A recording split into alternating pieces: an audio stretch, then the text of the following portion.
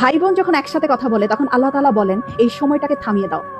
আমি খুব অবাক হয়েছিলাম এই হাদিসটা শুনে। আচ্ছা, ভাই বোন কথা বললে ফেরেশতাদেরকে আল্লাহ কেন সময় থামিয়ে দেওয়ার কথা বললো? পরে যখন ডিটেইল জানলাম তখন খুব কষ্ট লাগলো। ডিটেইলটা ঠিক এরকম ছিল, ভাই বোনের সাথে এই পৃথিবীর পরে আর কখনোই দেখা হবে না। হাসরের ময়দানে না, আখিরাতে না, কিয়ামতের পরে না, জান্নাতে না, জাহান্নামে না, কোথাও না।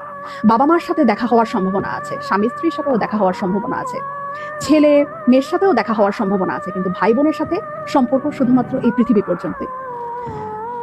তখন এত খারাপ লাগলো ব্যাপারটা জেনে যে আমার যে বোন আছে অথবা আমার যে ভাই আছে তার সাথে আমার আর কখনোই দেখা হবে না এই পৃথিবীর পরে। মানে মরে যাওয়ার পরে তার সাথে আর আমার কখনোই কথা হবে না।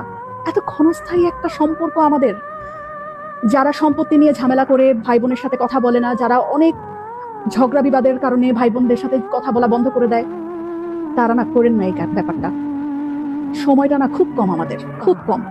এত কম সময় নিয়ে আমরা পৃথিবীতে এসেছি এবং এই কম সময়ের মধ্যে আমরা আবার কলুষতা, আমরা আবার ঝগড়া বিবাদ এইরকম করে আমাদের এত কাছের এত আপন একটা মানুষ, একই পেটের মায়ের পেটের বোন, মায়ের পেটের ভাইয়ের সাথে কথা বলা বন্ধ করে দিলাম।